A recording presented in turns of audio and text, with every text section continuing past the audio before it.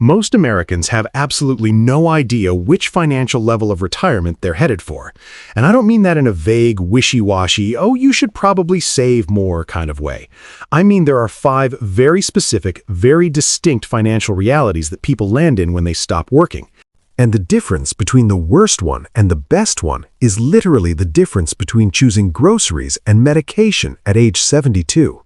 Versus sitting on a beach in the Maldives at age 65, watching your portfolio deposit $12,000 a month while you sip something with a tiny umbrella in it. Same country, same economy, completely different life. And here's what's wild. Most people don't even know these levels exist, let alone which one they're currently barreling toward at full speed. I'm Matt, and today we're talking exact dollar amounts, exact savings targets, exact income numbers. No just save more nonsense. Real numbers, real levels. Now, before we start, I want to be clear about something. These 5 levels are not about making you feel bad about where you are right now. They're about giving you a clear, honest map of the financial landscape of retirement in America, so you can figure out exactly where you're headed and make adjustments before it's too late. Think of this as the GPS you wish someone had handed you at 25. All right, let's start at the bottom and work our way up. Level 1, survival retirement. Savings at retirement, under $50,000. Monthly income, $1,200 to $1,800. Level 1 is called survival retirement, and it is exactly as uncomfortable as it sounds. We're talking about people who reach retirement age, 65, 67, and have less than $50,000 in total savings. In many cases, they have zero. Their only real income is Social Security, which as of 2025 pays an average of about $1,907 a month for a retired worker. Some people get less. If you had low lifetime earnings or claimed early at 62, you could be looking at as little as $1,200 a month. Now, let me put that in context for you. The average rent for a 1-bedroom apartment in the United States right now is hovering around $1,500 to $1,800 a month, depending on where you live. So we have a situation where for millions of Americans, their entire monthly income barely covers rent before we even talk about food, utilities, transportation, and the health insurance premiums that Medicare doesn't cover, which can easily run another $200 to $400 a month out of pocket. The math at level 1 is genuinely brutal. Now, there is one thing that can meaningfully soften the blow at level 1, and that is owning a paid-off home. If you arrive at retirement with no mortgage and no rent payment, that $1,700 Social Security check suddenly has a fighting chance. The problem is that many level 1 retirees either never owned a home, sold it during a financial hardship somewhere along the way, or tapped into their equity through a reverse mortgage just to survive their earlier retirement years. So yes, homeownership helps significantly. But for a large portion of level 1 retirees, it simply isn't part of the picture. This is why roughly 30% of Americans over 65 rely on Social Security for 90% or more of their income, according to the Social Security Administration. This is not a small problem. And this is why level 1 retirees often continue working part-time jobs. Not because they love stocking shelves at Walmart at age 70, but because the alternative might be ending up homeless. The fix, if you're early in your career, is starting to contribute to a 401k or IRA immediately. Even $200 a month starting at age 25, invested in a simple index fund at a 7% average annual return, grows to about $525,000 by age 65. That is the difference between level 1 and level 3. $200 a month, the price of a couple of dinners out. Starting now versus starting never. That's it. Level 2, subsistence retirement. Savings at retirement, $50,000 to $250,000. Level 2 is subsistence retirement. The bills get paid, most of the time, but that's about as exciting as it gets. We're talking about people who retire with somewhere between $50,000 and $250,000 saved. Combined with Social Security, total monthly income is somewhere in the range of $2,000 to $2,750 a month, depending on your savings, your Social Security benefit, and whether you have any other small income sources like a part-time job or a tiny pension. Here's what makes level 2 particularly insidious. It feels like you're okay until you're not. The margin for error is razor thin. A single major medical event not fully covered by Medicare can take a meaningful bite out of a $250,000 portfolio in one shot. And then suddenly, the math that was barely working stops working entirely. The single most powerful thing a level 2 retiree can do is eliminate all debt before retirement.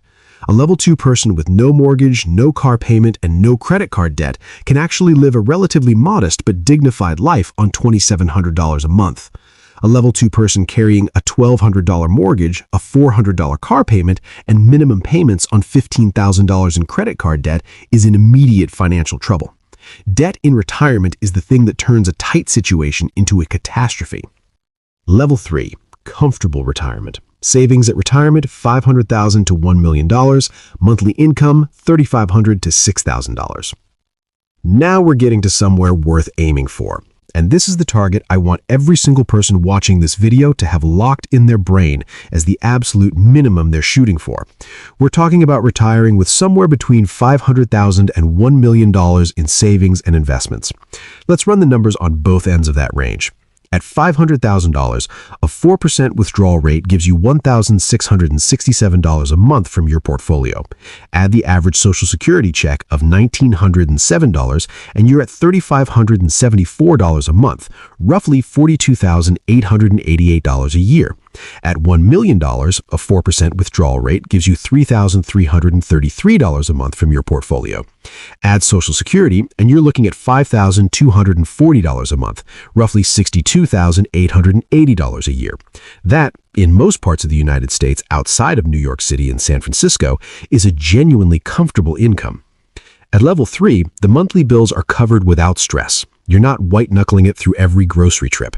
You can take a vacation, a real one, budget somewhere between $3,000 and $6,000 for a nice trip once or even twice a year without feeling like you've done something irresponsible. You can handle the $4,000 HVAC replacement without going into debt. You can have a nice dinner out on a Friday night without doing math. You can sleep at night. That last one, by the way, is genuinely priceless after a lifetime of financial stress. Now here's the real question. How do you get to $500,000 or $1 million? If you start at age 25 and invest $500 a month in a diversified index fund averaging 7% annually, you hit $1,310,000 by age 65, $500 a month. If you have an employer that matches 401k contributions, which many do, up to 3 to 6% of your salary, you might only need to contribute $250 to $300 of your own money to effectively put in $500 a month. We are talking about genuinely reachable numbers for a lot of middle-class Americans. Not easy, not automatic, but reachable. The people who land at level 3 are almost never the people who made the most money. They're the people who, for 30 or 40 years, made consistent contributions, didn't cash out their 401k when they changed jobs, which about 40% of younger workers do, by the way, and it is financial self-sabotage in slow motion, and let compound interest do the work. Boring wins. Boring always wins. Level 4 is Prosperous Retirement, and this is where things get genuinely fun. We're talking about people who retire with between $1 million and $3 million in investable assets. At a 4% withdrawal rate, a $1.5 million portfolio generates $5,000 a month in withdrawals. A $3 million portfolio generates $10,000 a month. Combined with Social Security, and at this income level, many of these folks have maxed their Social Security benefit, which tops out at about $4,873 a month if you delay claiming until age 70, we're talking about total monthly income somewhere between $7,000 and $15,000, depending on your specific situation. That is $84,000 to $180,000 a year in retirement income. And here's the beautiful part. At a reasonable withdrawal rate, a portfolio of this size is not declining. It is very likely still growing. The S&P 500 has averaged roughly 10% annually over long periods. Even after inflation adjustments and 4% withdrawals, a $2 million portfolio historically has a very high probability of being worth more in 20 years than it is today. You are literally getting richer in retirement.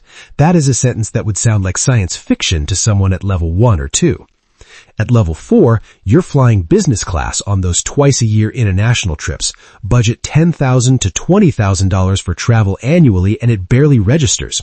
You're driving a $50,000 car and buying a new one every 5 years because you want to, not because the old one fell apart. You're giving $10,000 to $20,000 a year to your kids or grandkids, helping with college tuition, making meaningful charitable donations. Your financial advisor is talking to you about tax-efficient withdrawal strategies, Roth conversion ladders, and qualified charitable distributions, because now the problem isn't, do I have enough money, but how do I keep the IRS from taking too much of it? How do you get to level 4? Usually through some combination of a high savings rate, we're talking 15 to 20% of income consistently, real estate investing, equity compensation if you work in tech or other industries that offer stock options or ownership stake in a business. The people at level 4 are disproportionately small business owners, long-time real estate investors, and people who worked in high-income fields and exercised genuine financial discipline for decades. It's achievable, but it requires more intentionality than just maxing a 401k. And then there's level 5, legacy retirement. This is the top floor, and the elevator up here requires serious key. We're talking about people who retire with $3 million or more in investable assets, often significantly more. At $3 million, a 4% withdrawal rate generates $10,000 a month from the portfolio. At $5 million, it's $16,667. At $10 million, it's $33,333. Combined with a maximum Social Security benefit up to $4,873 a month if you delay claiming until 70 and had high lifetime earnings, a level 5 retiree could realistically be looking at total monthly income somewhere between $15,000 and $38,000 or more, depending on the size of their portfolio. That is $180,000 to $456,000 per year in retirement income from a portfolio that, assuming reasonable market returns, is simultaneously growing in the background. These are the people who genuinely cannot spend all their money in their lifetime without deliberately trying to. And many of them are not trying to. They're thinking generationally. They're working with estate planning attorneys to set up trusts, maximize the step-up and cost basis their heirs will receive, and figure out how to transfer wealth in a way that doesn't destroy their children's motivation to work and build their own lives, which, by the way, is a genuinely hard problem that money alone does not solve. At level 5, the annual gifting exclusion, currently $19,000 per person per year tax-free, becomes a regular tool. You might be giving $19,000 each to 3 kids and 5 grandkids, which is $152,000 a year in tax-free gifts. You're funding 529 college savings plans with 5-year superfunding contributions of up to $95,000 per beneficiary in a single year. You're making 6-figure charitable contributions and using donor-advised funds to maximize the tax efficiency of your giving. The conversations at this level are not about survival. They're about legacy, impact, and meaning. How do people get to level 5? Usually it involves entrepreneurship. Selling a business is the single most common path to this kind of wealth outside of inheritance. Real estate portfolios built over decades, executive-level compensation with significant equity. In some cases, simply extraordinary discipline combined with a very long runway. Someone who invested $2,000 a month from age 25 to 65 at 7% ends up with about $5.2 million. That is not a fantasy, that is math. Most people just never do the math. Here is something I really want you to hold on to after this video. Level 3 is the minimum goal worth aiming for, somewhere between $500,000 and $1 million in savings by the time you retire. And the encouraging thing is that for most working Americans who give themselves enough time and stay reasonably consistent, it is absolutely within reach. It won't always be easy, and life will throw curveballs along the way. It always does. But with the right habits started early enough, this is not a dream, it's a plan. The difference between landing at level 1 and landing at level 3 is often not income, it's behavior. It's starting at 25 instead of 45.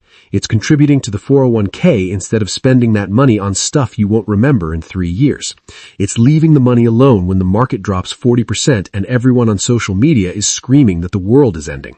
It's doing the boring thing, the consistent thing, the thing that doesn't make for exciting dinner party conversation for 30 years straight.